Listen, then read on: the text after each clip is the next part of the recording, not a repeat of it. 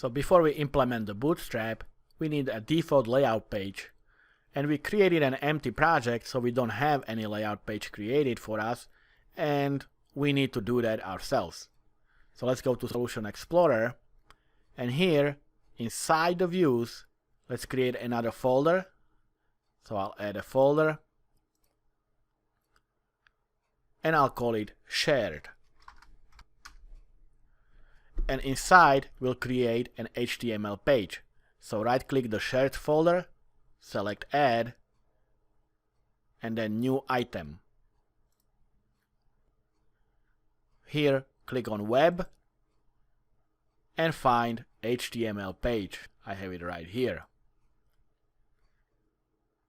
Now although we are creating an HTML page, we actually want it to be a default view. And we want it to be a partial view at that. So I will call this, instead of HTML page.html, it's going to be underscore, capital L, and the word is layout, and then dot CSHTML. So that is going to be a partial view. So if you are following along, please name it exactly the same. And don't forget the underscore, and the extension is not HTML but CSHTML. So here is the default layout page, and inside the body we will render the content from the views. And to do that we use a razor command add render body. So here we will do add render body, and you can see that in the razor layout pages renders the portion of a content page that is not within a named section. So this is going to be all our views basically. Now let's make a quick adjustment here, and inside the title tag we can pass the view data that will hold the title of each of the pages.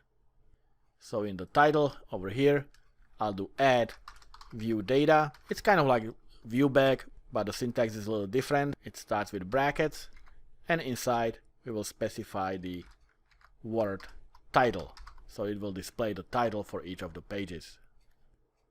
And finally, let's import a Bootstrap style sheets. So let's have a look at getbootstrap.com webpage first. And we can just download the Bootstrap and bring it to our project, but instead I'm gonna scroll down and simply get the link to the Bootstrap from here. So this is going to be our CSS only link. So I'm going to copy this one link and place it into our layout.cshtml. So under the title I'm going to paste the whole link. So this is our CSS link, but Bootstrap also uses some JavaScript. So let's go back to the page, and we're going to import these scripts as well. So I'll copy all three of them, go back, and I will paste it right before my end of the body tag. So in our case it's after the page is rendered, we will have the scripts. So we have now our default layout page, but before we can use it we need to create a start view that implements it. Again, follow the naming convention closely. So let's go back to Solution Explorer, right click the views, not the shared folder but the views folder, and let's create another view. And the name of the view is underscore view start. And again, make sure it's a partial view and there is no model, and just add it. Now of course all of this would be part of your project if we used a scaffolded project from the beginning, but like I said at the beginning, this is a tutorial and I wanted to show you that even if you start from the empty project, you can add these components as you go. This is not some magic that the system does for you. This is something that you should know where it's coming from and how to code it yourself. That's why I'm showing you the hard way and not the scaffolded way. So in our view, again, I can delete the comment, we don't need that. And again, we will add just a single line of code here. So we'll start with the Razor syntax, so add, and then curly braces, and inside we will specify the layout.